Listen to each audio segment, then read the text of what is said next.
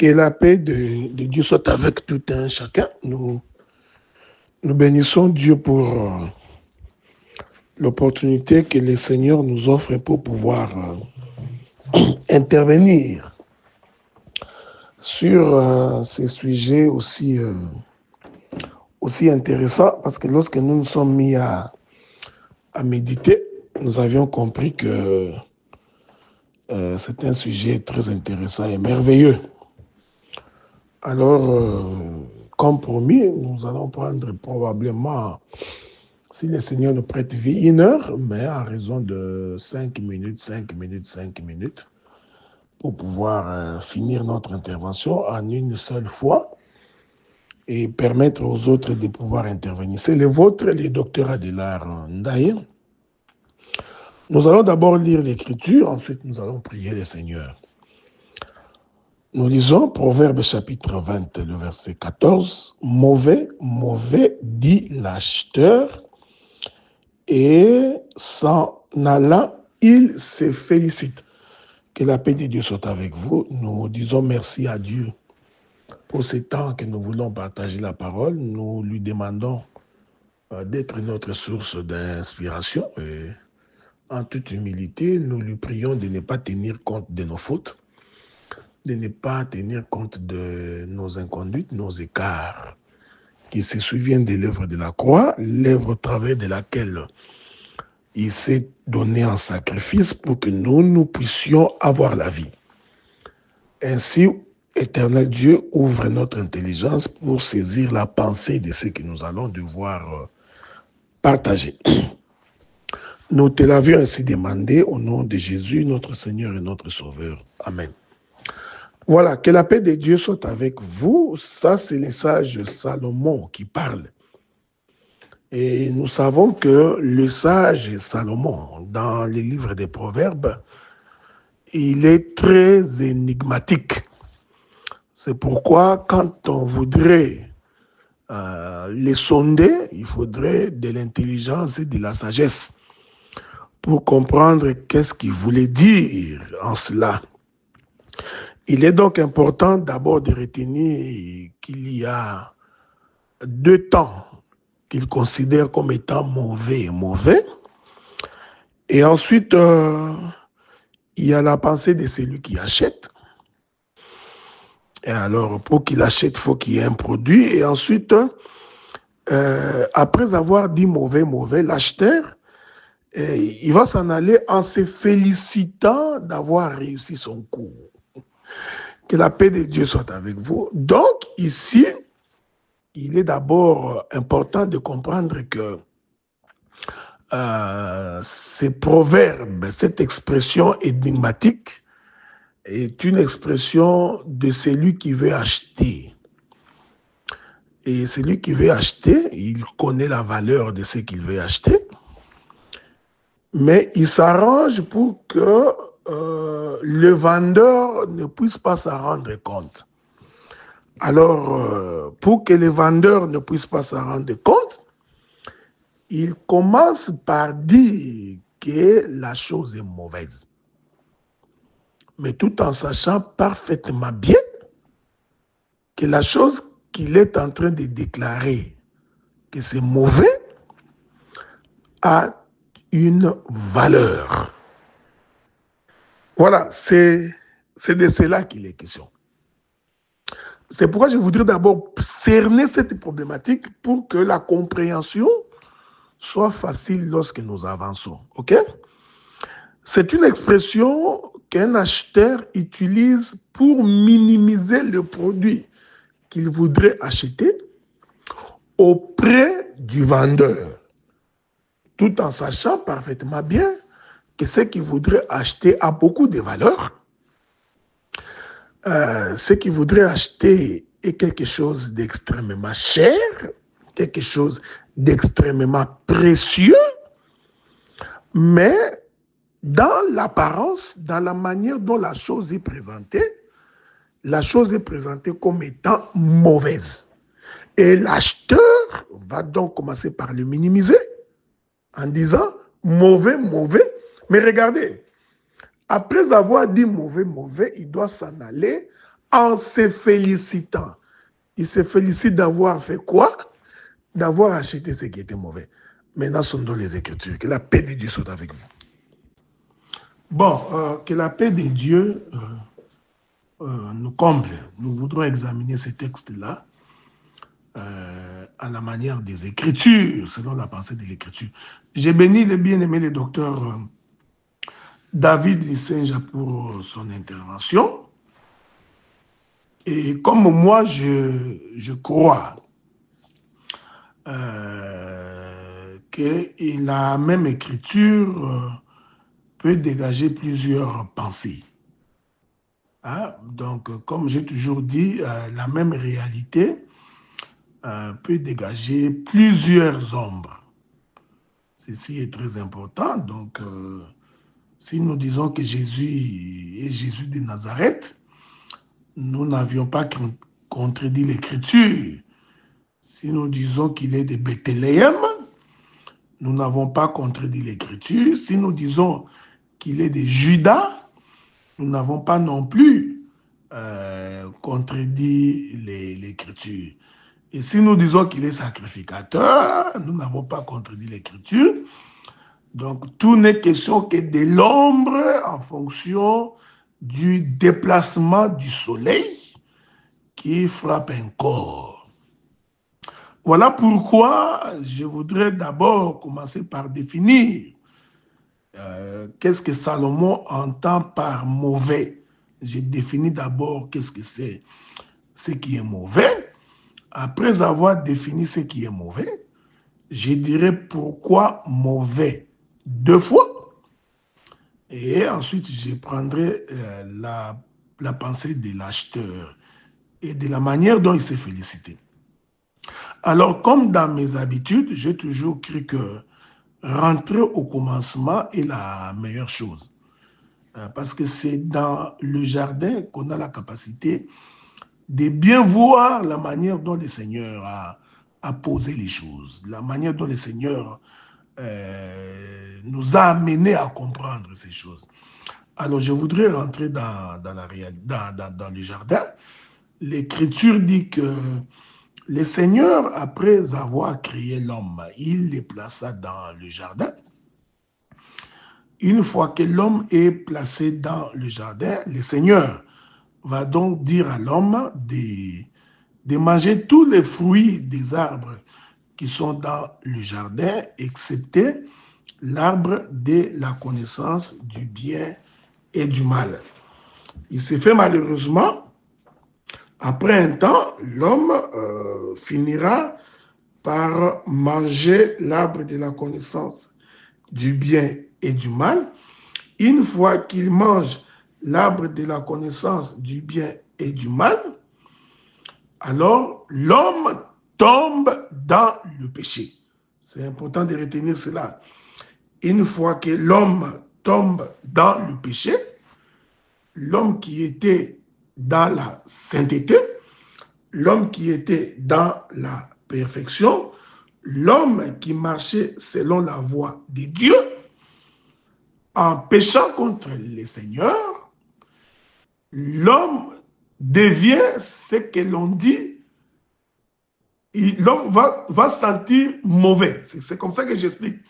J'explique que mauvais, c'est par rapport au fait que l'homme a désobéi à la voix de l'Éternel. Je voudrais, si le Seigneur nous donne l'occasion, prendre une écriture. Psaume chapitre 21, verset 12. Ils ont projeté du mal contre toi, ils ont conçu des mauvais desseins, mais ils seront impuissants. Je prends une autre écriture, Psaume chapitre 37, le verset 7. Garde le silence devant l'Éternel et espère en lui. Ne t'irrite pas contre celui qui réussit dans ses voies, contre l'homme qui vient à bout de ses mauvais desseins. L'homme devient mauvais, l'homme devient pécheur, l'homme s'écarte de la voie de Dieu L'homme est considéré comme étant méchant et pervers lorsqu'il pêche, lorsqu'il se détourne de la voie du Seigneur. Ok? Je répète ça. L'homme était bon quand il obéissait à la voix de Dieu. Il était bon quand il marchait selon la voie de l'Éternel. Une fois qu'il pêche, l'homme devient mauvais. Il est important de retenir que celui que l'homme des proverbes dit mauvais, il s'agit de l'homme. Ok? Je vais avancer dans mon allocution. Que la paix de Dieu soit avec vous. J'ajoute une écriture, Psaume chapitre 4, le verset 14. N'entrez pas dans les sentiers des méchants et ne marchez pas dans la voie des hommes mauvais. Ok? Et je voudrais ajouter notre écriture, Psaume 26, verset 23. Comme des scories d'argent appliquées sur un vase de terre, ainsi sont des lèvres brillantes et un cœur mauvais. Voici quelques écritures. Il y en a beaucoup, mais faute de temps. J'étais dans Proverbe, je voulais dire. Hein? Dans Proverbe chapitre 4, c'est là que j'ai lu avec vous. Donc, voilà. Dans le livre des Proverbes, chapitre 28, pardon. Non, 26, verset 23. C'était Proverbe chapitre 26, verset 23. C'est là que j'étais. Je me permets d'avancer pour que nous nous comprenions très très bien. L'homme qui a péché contre le Seigneur devient donc mauvais. Ok? En d'autres termes, je voudrais dire, lorsque l'homme a péché contre Dieu, l'homme dit, j'ai entendu ta voix qui parcourait les jardins, j'ai eu peur, je me suis enfui parce que je suis nu. Ok? Alors, le Seigneur vient, il dit à l'homme, qui t'a appris que tu es nu? As-tu mangé les fruits de l'arbre dont je t'avais dit de ne pas manger?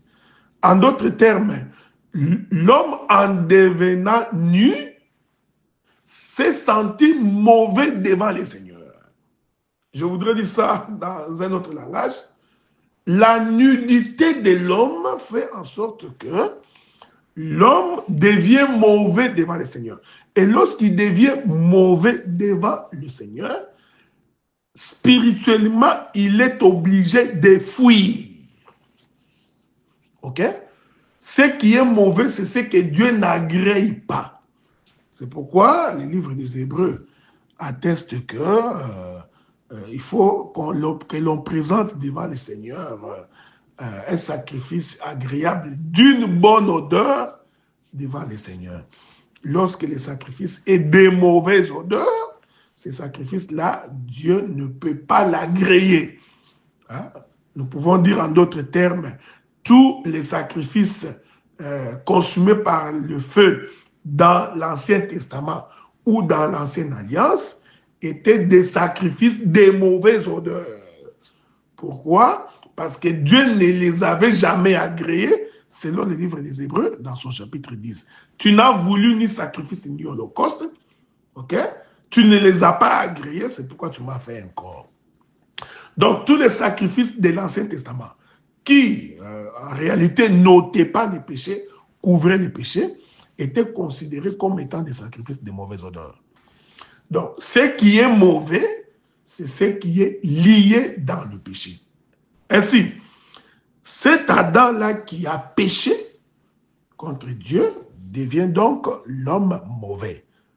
Mais regardez, une fois qu'il constate qu'il est nu, parce que c'est sa nudité qui fait le fait qu'il est considéré comme étant pécheur, quelqu'un qui est mauvais, le Seigneur va le chasser du jardin. L'Écriture dit en d'autres termes qu'il a été vendu au péché. Est-ce qu'on est ensemble, non? Voilà. Donc, en péchant, l'homme a été vendu au péché. Donc l'homme s'est retrouvé entre les mains du vendeur. Quel est ce vendeur qui a pris l'homme vendu au péché? C'est le fait que l'homme a été chassé en dehors du jardin. Ainsi, l'extérieur du jardin, c'est lui le vendeur. Il a donc repris l'homme parce que l'homme a été vendu au péché. En péchant, l'homme s'est retrouvé comme étant vendu. Il est vendu à qui? Il est vendu auprès de l'extérieur du jardin. Cet extérieur du jardin, nous appelons que c'est le règne du diable. Prenons une écriture pour faire asseoir la pensée. Nous sommes dans le livre des Romains. Romains, le chapitre 7, le verset 14. Ok? Romains, chapitre 7, le verset 14. Nous lisons. Nous savons en effet que la loi est spirituelle, mais moi, je suis charnel, vendu au péché. Ok? Donc, l'homme en péchant s'est retrouvé être vendu entre les mains du diable. Et l'état du péché de l'homme fait que l'homme est devenu mauvais. C'est pourquoi, avant les déluges, le Seigneur va dire que l'homme devient de plus en plus mauvais, de plus en plus méchant. Son cœur est constamment tourné vers le mal. Ainsi, je vais l'exterminer de par la surface de la terre. Donc, cet homme que l'on chasse est sorti du jardin et il se retrouve entre les mains du diable. Donc, ici, nous comprenons automatiquement, l'homme devient la marchandise entre les mains du diable, conformément à la pensée de l'Écriture, qui dit, homme, puisque tu as écouté la voix de la femme, que tu as mangé le fruit de l'arbre dont je t'avais dit de ne pas manger, vous savez ce qui s'ensuit. Et quand le Seigneur arrive auprès du serpent, il dit au serpent, désormais tu ramperas et tu n'auras pour nourriture que la poussière de la terre. Laquelle poussière que Dieu a utilisée pour retirer l'homme. Ok? En d'autres termes, le Seigneur venait de donner au serpent l'autorité sur l'homme. Et quand il dit que désormais tu ramperas, tu marcheras sur ton ventre, il faut faire attention, c'est une expression qui veut tout simplement dire que tu domineras la terre. Mais quelle terre? C'est cette terre qui a péché contre le Seigneur et qui est retournée poussière. Et c'est sur cette poussière-là que le serpent va ramper au-dessus. En d'autres termes, il dominera. Ainsi, l'homme devient la marchandise entre les mains du diable. Ok? Il est sous la domination du diable. Ainsi, l'homme va accumuler en lui tous les péchés du monde entier. Je voudrais que vous reteniez cela parce que c'est ce qui va expliquer plus tard dans notre intervention la laideur de Jésus-Christ selon que le prophète Ésaïe l'avait vu. Ok? Parce que ce que le prophète Ésaïe avait vu, il avait vu le Seigneur Jésus-Christ qui portait le péché de l'humanité. Maintenant, retournons. Donc, l'homme devient le porteur en lui de tous les péchés de l'humanité et avec ça, toutes les malédictions qui rentrent dans sa gibecière. Mais il est important de retenir que dans l'humanité qui tombe avec Adam, il y a deux peuples.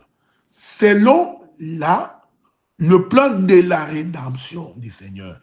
Nous sommes dans l'assemblée des chirurgiens des Écritures. Je n'ai donc pas besoin de faire une démonstration là-dessus.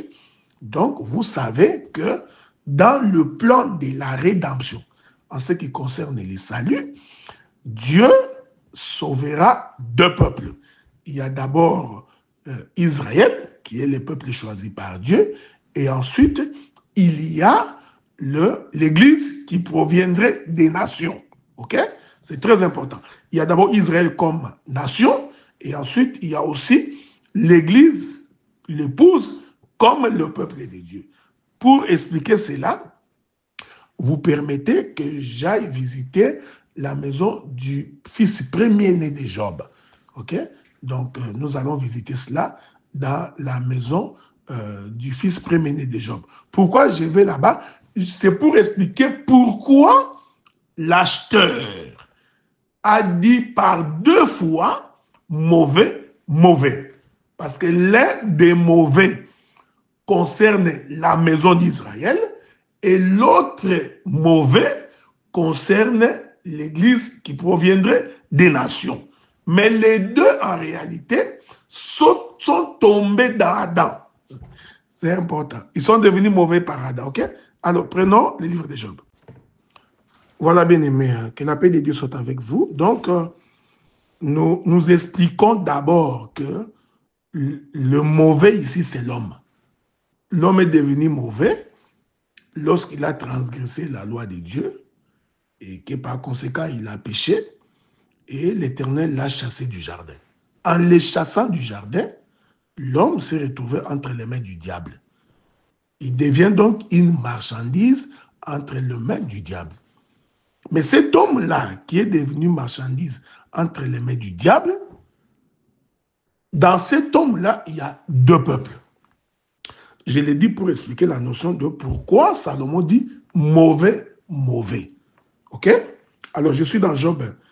J'ai dit que je vais expliquer ça dans la maison du fils premier-né de Job. Donc, je suis dans Job, dans son chapitre premier. Je vais d'abord lire un verset. C'est d'abord le verset 2. Ok? La Bible dit, il lui naquit, donc à Job, 7 fils et 3 filles. On est d'accord? Donc, il y a 7 fils et 3 filles. Maintenant, quand nous prenons le verset 13, toujours de Job dans son chapitre 1er, l'Écriture dit, un jour que les fils et les filles de Job mangeaient et buvaient du vin dans la maison de leur frère aîné, il arriva auprès de Job un messager qui dit, le bœuf labouré, comme vous savez, ainsi de suite. Je vais sauter pour aller prendre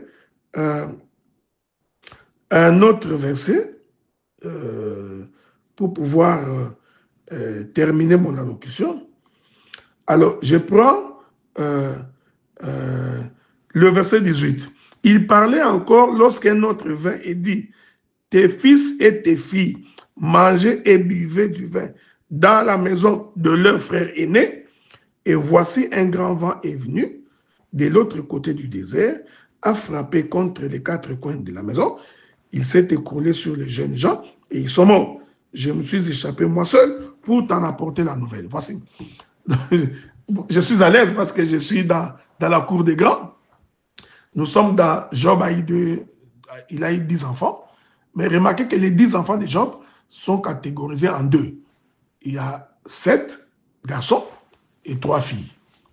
Okay? Donc, le 7 représente la maison d'Israël. Okay? Parce que Dieu fait alliance avec Israël.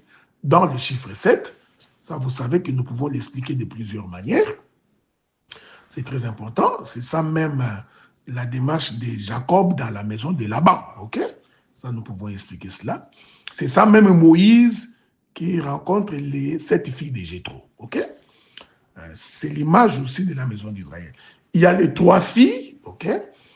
Et comme vous savez, dans l'héritage, ce sont les fils. Les filles ne sont pas comptabilisées dans l'héritage. Et les 3 filles représentent nous, l'Église, nous, les nations, qui n'étions pas comptabilisées dans l'héritage. Et Paul qui dit qu'à cause de la mort de Jésus, nous qui n'avions pas droit de citer, droit à l'héritage, nous sommes entrés par la mort et la résurrection de Jésus. Donc les 3 filles représentent donc les nations du temps de l'Église, et les 7 garçons représentent la maison d'Israël. Les 2 formant le chiffre 10, ils se sont retrouvés dans la maison du fils premier-né. Et c'est dans cette maison du fils premier-né, eh bien, pendant qu'il mangeait, qu'il buvait, c'est à ce moment-là que les murs de la maison vont s'écrouler et ils vont tous mourir. C'est très important. J'essaie de passer vite parce qu'il y a beaucoup, je ne voudrais pas m'atteler là-dessus beaucoup, parce que le fils premier-né ici, c'est Adam. Hein, parce que Adam est le fils premier-né de Dieu. Et si toute l'humanité, donc tous les plans de la rédemption de Dieu, se retrouvent dans Adam, selon que les livres des Romains, hein, le péché étant entré par un seul homme, quel est le seul homme qui a fait entrer le péché? C'est Adam. Et par le péché, c'est la mort. Vous comprenez, non? La Bible dit, hein, donc, le salaire du péché, c'est la mort. Donc, mangez et buvez que ses enfants faisaient dans la maison du fils premier-né, en réalité, c'était le péché. OK? Maintenant, puisque l'Écriture dit que quand il y a péché, il faut que la mort s'en suive, c'est ainsi que le vent va frapper les murs de la maison et la maison va s'écrouler sur les enfants et ils vont mourir.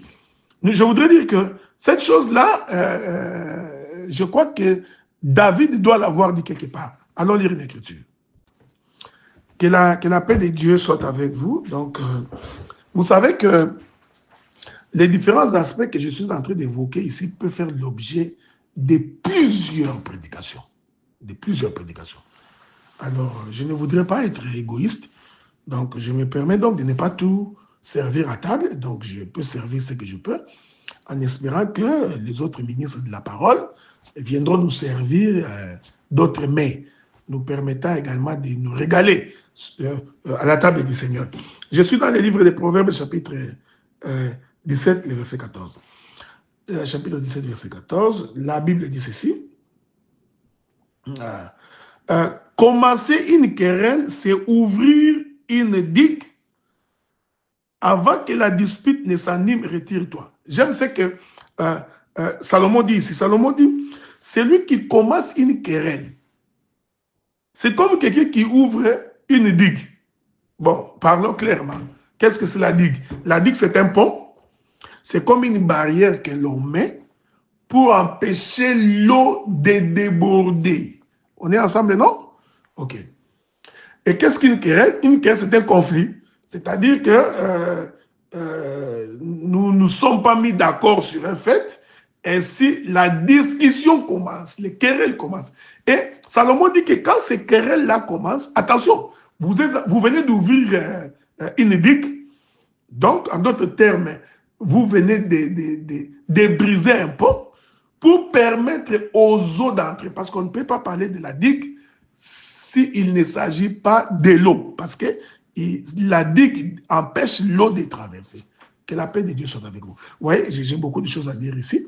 Donc nous comprenons qu'en réalité, quand Dieu a tiré la terre des eaux au 3e jour de la création, et que Dieu a mis les limites pour que l'eau ne puisse pas engloutir la terre, en réalité, Dieu avait mis une digue.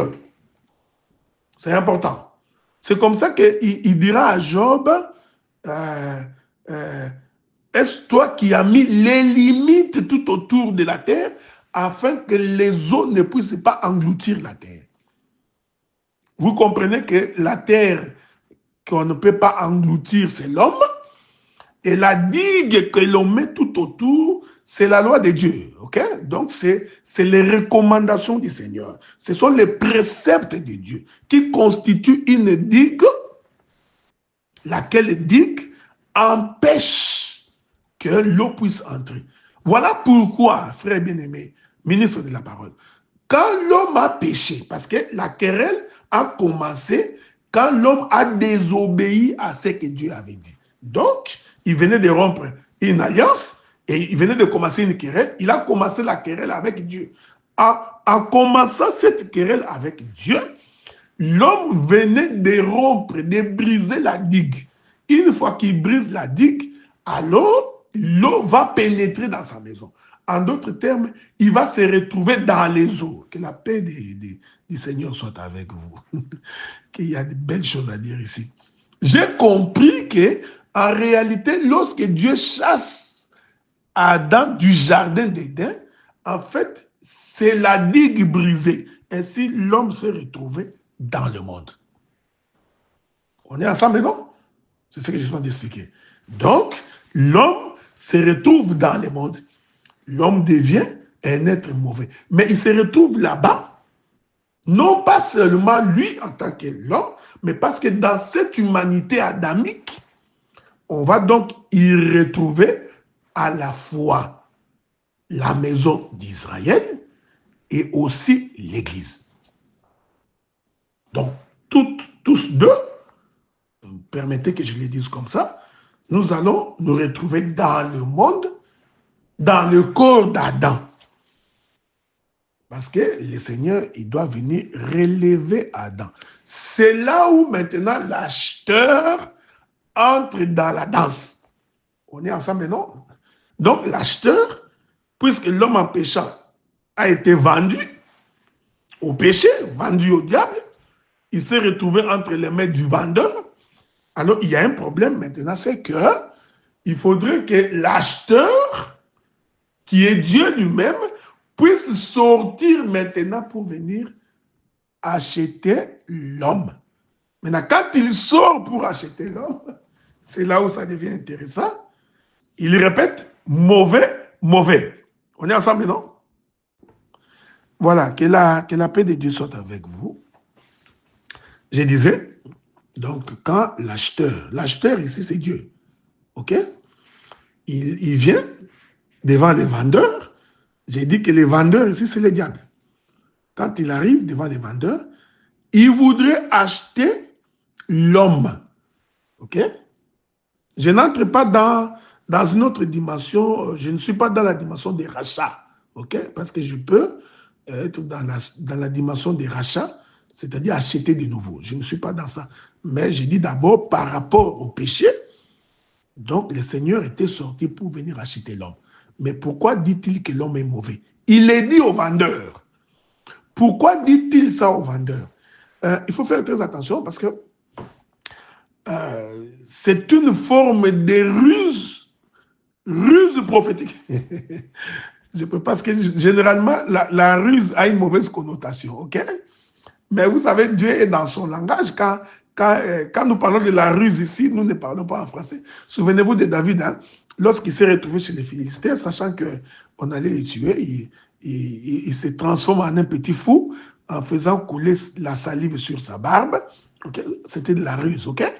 C'était de la ruse. Mais cette ruse-là ne se comprend pas en français, ok? Alors, dans cette transaction commerciale qui se passe entre l'acheteur et le vendeur, l'acheteur va user de la ruse. Cette ruse-là se comprend par le fait qu'il commence aux yeux du vendeur à dénigrer la marchandise à acheter. Il commence par démontrer que c'est mauvais. OK? Pourquoi c'est mauvais? Parce qu'il est porteur du péché. Voyons, c'est ce que nous étions sales, nous étions pécheurs. Nous n'avions aucune valeur aux yeux du monde.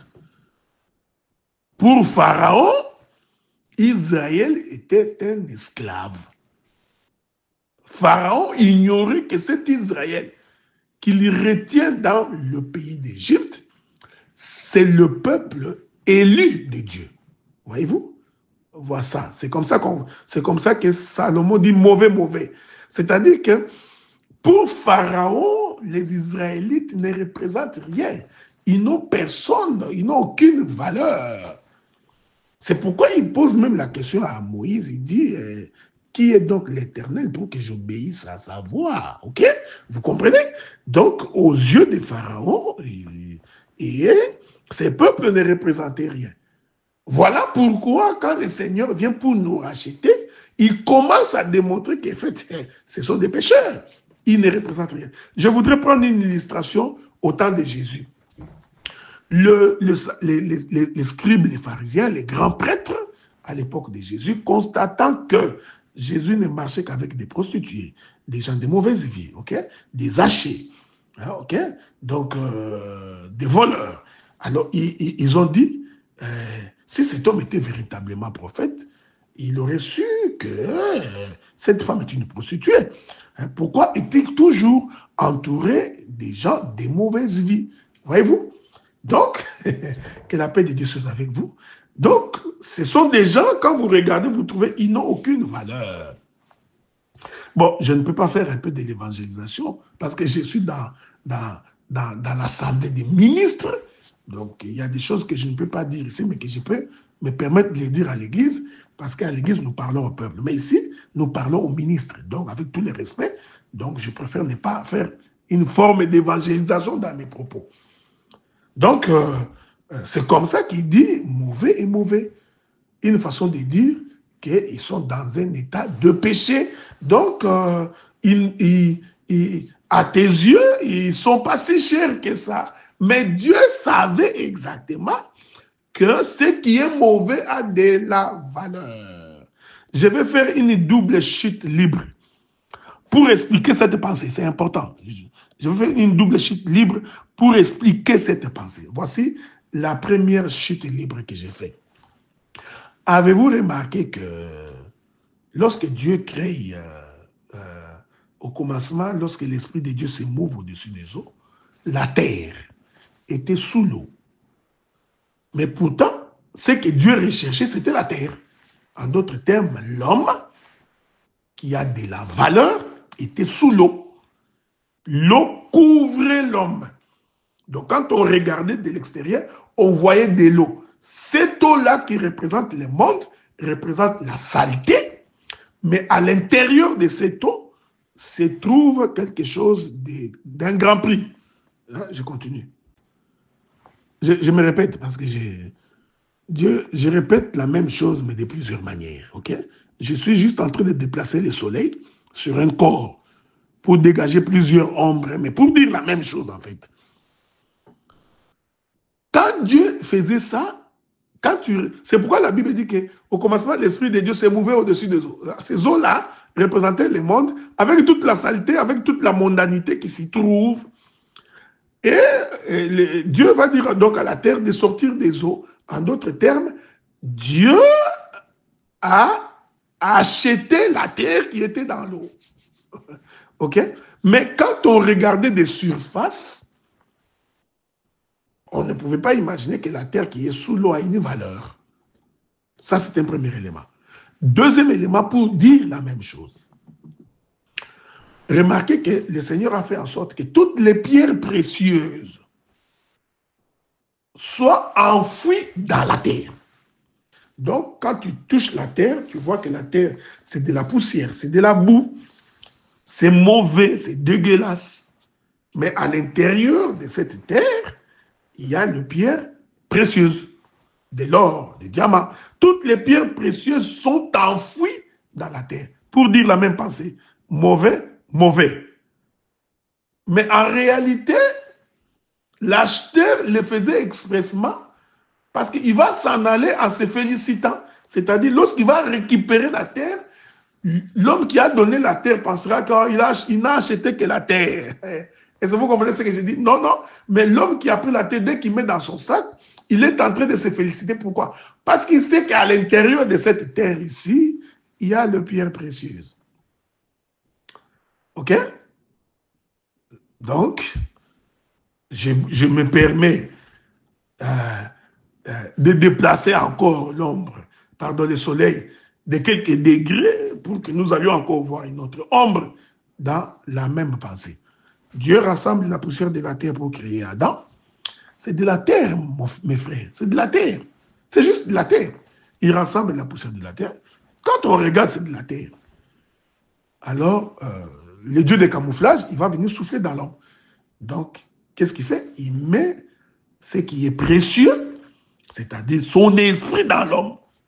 Mais quand on regarde l'homme de l'extérieur, c'est comme une fleur qui qui germe le matin et qui, au contact du soleil, flétrit le soir et on récupère, on met dans le feu. OK? Mais cependant, dans ce corps que nous portons, il y a quelque chose de précieux qui est l'esprit de l'Éternel. C'est là qu'il est écrit, en réalité, dans l'homme, c'est l'esprit. Mauvais, dit l'acheteur. OK? Donc, vous comprenez? Ces deux mauvais, c'est l'Église et nous, c'est nous quand nous étions dans les péchés. Maintenant, quand l'Écriture dit « et l'acheteur s'en alla », faites attention, il est parti parce qu'il avait, après avoir minimisé aux yeux du vendeur, ça, l'homme pécheur, il savait qu'il pouvait maintenant acheter facilement cette terre. Je voudrais vous ne pas entrer dans d'autres éléments d'autres éléments de la Bible pour expliquer la même chose, parce que nous en avons beaucoup, hein, il y en a beaucoup dans les Écritures, mais je crois que les autres ministres pourront revenir là-dessus. Donc, s'en aller ici veut tout simplement dire qu'il a fini l'œuvre de la croix. C'est-à-dire, il a fini de racheter l'homme. Il a fini d'acheter l'homme auprès du diable. Il n'y a donc plus aucune condamnation pour ceux qui sont en Jésus-Christ. Voilà pourquoi, lorsque le Seigneur, dans son corps, porte le péché de l'humanité, et devenant lui-même un péché, lorsqu'on l'entraînait sur la croix, le diable, pour lui, il n'avait pas compris que cette démarche-là, c'était le salut de l'homme. Parce que s'il savait, eh bien, il n'allait pas accepter que le Seigneur puisse mourir. Parce qu'en mourant, il a donc racheté ce qui était mauvais. Une fois qu'il rachète, maintenant, il peut s'en aller. OK? Je vais finir mon intervention par un dernier élément. Le sage Salomon dit, l'acheteur s'en alla et se félicita. Il s'en est allé en se félicitant. Pourquoi s'est-il félicité? Parce qu'il a réussi sa transaction. OK? Je voudrais le dire par des termes un peu sarcastiques, mais supporter cela. En d'autres termes, il a dribblé le diable. Voilà. Il était plus intelligent que le diable. C'est ça, c'est félicité. Il a réussi son coup. Vous voyez? Donc, je voudrais à ces propos-là lire quelques 2 ou 3 écritures pour expliquer la manière dont l'acheteur se félicite d'avoir réussi son coup. Hein? Donc, je voudrais, si vous permettez, lire cette écriture-là. Ça nous permettra de pouvoir avancer, OK? Voici, voilà. Il a d'abord donné l'impression que c'était mauvais, ensuite il va se féliciter. Bon, je prends d'abord une écriture. Je suis en train de chercher une écriture dans les livres de... dans les livres de Colossiens. Colossiens chapitre 2. Colossiens chapitre 2. Je voudrais commencer par le verset 11, je vais descendre. Écoutez, la Bible dit, c'est en lui que vous avez été circoncis, d'une circoncision que la main n'a pas faite. Qu'est-ce que c'est la circoncision? C'est dépouiller, c'est le dépouillement de la chair, d'après les livres des Galates. OK? Or, la chair, c'est la mondanité. Donc, quand on dépouille par la circoncision, on enlève la saleté. Mais l'homme incirconcis, quand il se présente devant Dieu, il est sale. C'est un incirconcis. Il n'a pas droit de citer. Mauvais, mauvais. Mais c'est lui-là qui dit que l'incirconcis doit être circoncis. Il sait que lorsqu'il les prendra, il va les nettoyer. Ok? C'est l'écriture que nous avons lue dans les livres des Proverbes à propos des scories.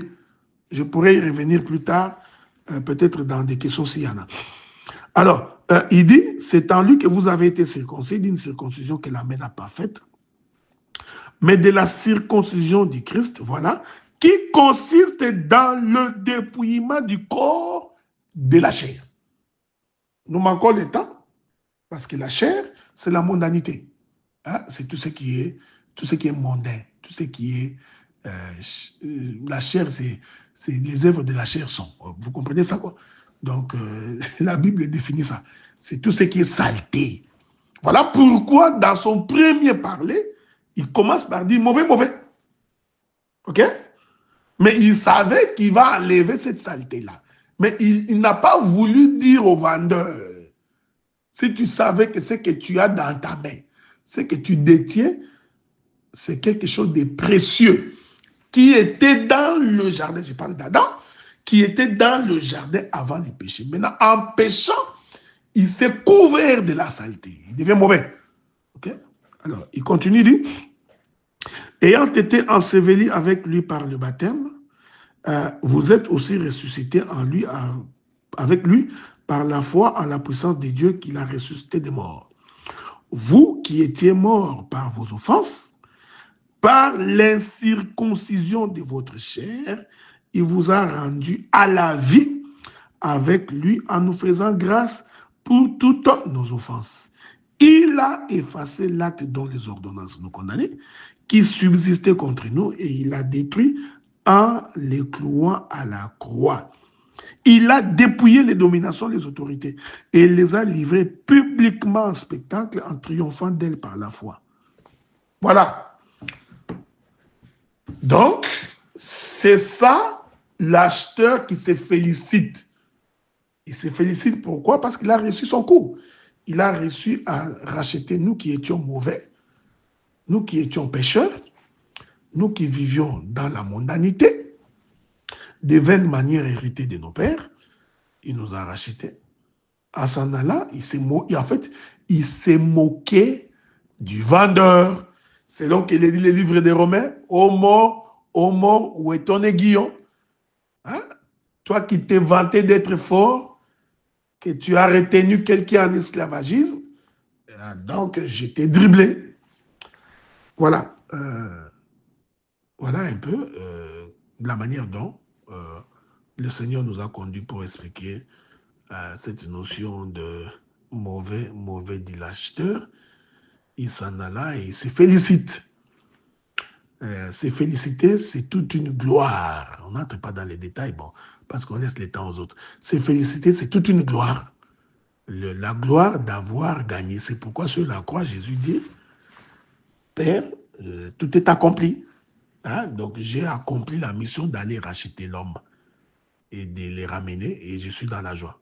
Que la paix de Dieu soit avec vous. Donc, je remercie tous les ministres qui auront le temps de nous suivre, même ceux qui nous suivront ailleurs, que le Seigneur continue à vous garder et à vous protéger. C'est le vôtre, le frère Adélard Ndaye, ministre de la parole.